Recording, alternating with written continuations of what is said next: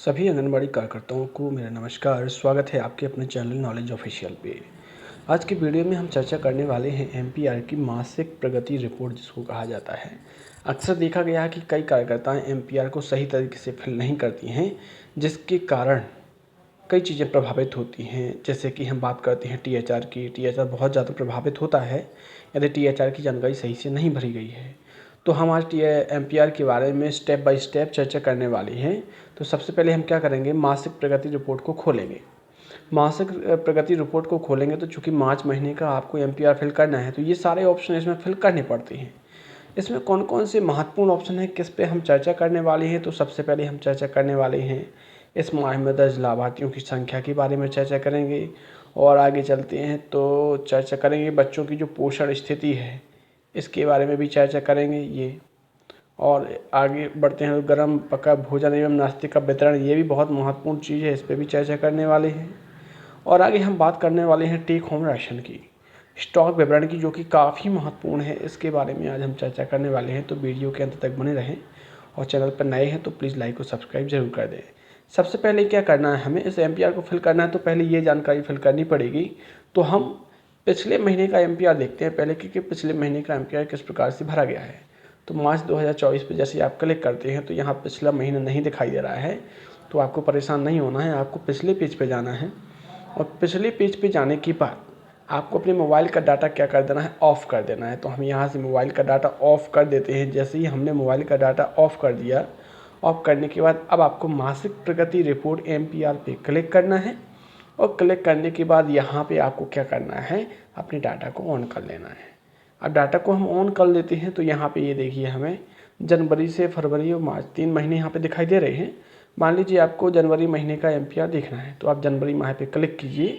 Click करने के बाद इसको यहाँ पे सर्च कर दीजिए। जैसा कि आप देख पा रहे हैं यहाँ जनवरी 2024 का एमपीआर दिख रहा होगा आपको। हम यहाँ सबसे पहले चेक करते हैं इस माह में दर्ज लाभार्थियों की संख्या।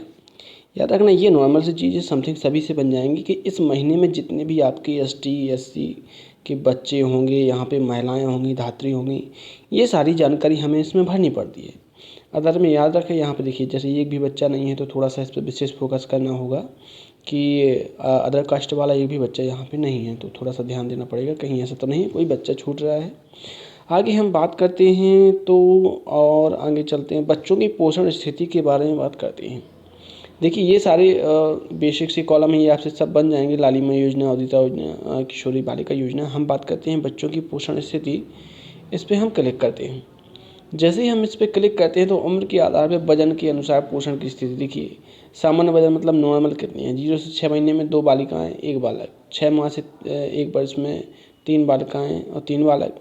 इस प्रकार से ये मध्यम वजन वाली, जैसे कह सकते हैं वजन के दौरान जो भी मेम बच्चे निकलते हैं उनकी संख्या यहाँ भरनी है। और 0 से 6 महीने के अति कम वजन अर्थात जो सेम बच्चे होते हैं उनको यहाँ भरना है।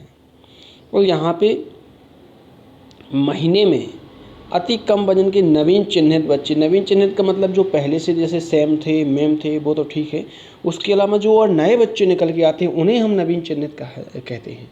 जैसे आपके कैंप पे 2 बच्चे हैं सेम में, ध्यान देना आप, 2 बच्चे सेम में हैं और इस महीने आपने वजन लिया तो 3 सेम में हैं, मान के चलिए आपके, तो 2 तो जी पहले से ही थे। इसके अलावा जो तीसरा है वो नवीन चिन्हित कहलाएगा।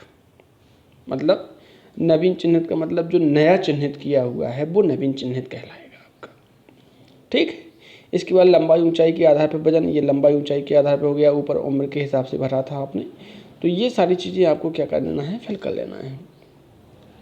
एमपीआर में सबसे महत्वपूर्ण चीज़ क्या होती है, देखो सबसे महत्वपूर्ण चीज़ के बारे में हम बात करते हैं, ये है आपका टेक होम राशन का स्टॉक विवरण।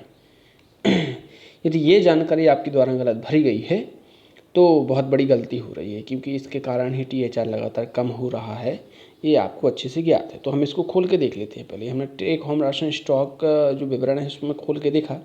ये देखिए क्या स्मार्ट टीएचआर प्राप्त होगा, ये लिखे भैया नहीं हुआ है। और जब नहीं हुआ है तो यहाँ पे ये क्या लिखा, माह में कितने मंगलवार टीएचआर बांटा गया, 5 मंगलवार। अब एक चीज़ समझ में यहाँ ये नहीं आ रही है कि जब नहीं लिखा हुआ है तो माह में प्राप्त कैसे हो गया ये। ये गलती आपको नहीं करनी है। और इतना सारा THR शेष कैसे हो सकता है प्रारंभिक शेष में 386, 146, 225, जबकि बच्चे बहुत कम हैं इस केंद्र पे। अभी आपने माह में दर्ज लाभार्थियों की संख्या देखी हुई है।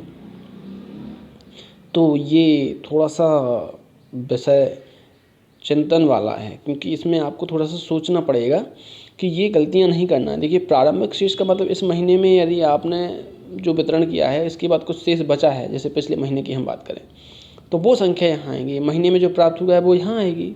अब कुल मिला के उपलब्ध कितना हो गया वो यहाँ आएगा। कुल वितरण कितना हुआ वो यहाँ आएगा। वितरण करने के बाद कुछ बचा है तो वो यहाँ शेष में आ जाएगा, जो 516, 156 दिखाई दे रहा है। और आगामी माह की जो डिमांड है वो यहाँ, जो मांग है आपकी वो यहाँ आएगी। तो ये MPR में जो स्टॉक विवरण का ऑप्शन है ये गलत भरा जा रहा है।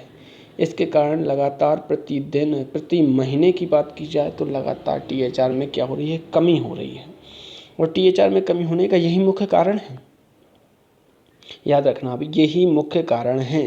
क्योंकि पहली बात तो देखो, यहाँ पे क्लिक होना था, अगर माह में प्राप्त हुआ है तो तभी तो वितरण हुआ है। ये नहीं पे क्लिक हुआ है तो फिर यहाँ माह में प्राप्त 0 आना था, तो शेष में से ही आपको वितरण करना था। पहली चीज़, इतना शेष हो नहीं सकता है। तो बहुत ज़्यादा गलत जानकारी भरी जा रही है। इस पर थोड़ा सा विशेष ध्यान देना है आपको। यहाँ नीचे ये गर्भवती धात्री माताओं की जो टेक होम राशन है उसकी बात कर लेते हैं। यहाँ देखिए, माह में प्राप्त इसमें भी हुआ है, कुल इतना हो गया प्राप्त, कुल वितरण इतना हो गया, शेष में तो जैसे ये ठीक है, लेकिन यहाँ पे तो नहीं ऑप्शन हो गया, ये गलत हो गया ना। थोड़ा सा ध्यान देना, इतना सारा शेष हो ही नहीं सकता, क्योंकि आपको इतना प्राप्त कहाँ होता है। जितने बच्चे होंगे, जितने लाभार्थी होंगे, उसके हिसाब से ही तो आपको खाद्यान्न मतलब THR प्राप्त हो पाएगा। तो ये थोड़ा सा महत्वपूर्ण विषय है। अब हम बात करते हैं ये गर्म पका भोजन, ये गर्म पका भोजन और नाश्ते, इसकी भी बात करते हैं, क्योंकि इसमें भी बहुत सारी गलतियाँ हो रही हैं। इस पर हम क्लिक करते हैं। क्लिक करने के बाद गर्म पका भोजन, ये देखिए यहाँ पे सुबह का नाश्ता 3 साल से 6 साल के बच्चों को 0, यहाँ 278 लिखा है। ये याद रखना, ये 278 नहीं लिखा है, ये पूरे महीने में जितने बच्चों को दिया गया है, जितने बार दिया गया है वो लिखा है। जैसे आपके केंद्र पे 25 बच्चे हैं, प्रतिदिन 25 को दिया जा रहा है प्रतिदिन, और आपका आंगनवाड़ी केंद्र 20 दिन खुला। 3 साल से 6 साल के बच्चे 25 हैं, उसमें से 20 दिन आंगनवाड़ी केंद्र खुला है, तो आपको कुल 500 भरना पड़ेगा। यहाँ पे 278 जैसे संख्या के हिसाब से सही हो सकता है ये देखिए, यहाँ भी नीचे लिखा रहता है, यदि किसी माह 25 दिन आंगनवाड़ी केंद्र में पोषक आहार वितरण हुआ तो कुल प्राप्तकर्ता होंगे प्रथम दिन, द्वितीय दिन, तृतीय दिन, मतलब सब जोड़ना है आपको। जैसे 25 दिन मतलब 20 लाभार्थियों ने 25 दिन लगातार लिया तो 500 आएगा गर्म पका भोजन में यहाँ पे, है ना। और यदि कुछ बच्चे बीच में कम हुए हैं, कुछ ज़्यादा हो गए, तो उस हिसाब से आपको जोड़ना है, फिर वो संख्या लिखनी है यहाँ टोटल करके, याद रखना ये।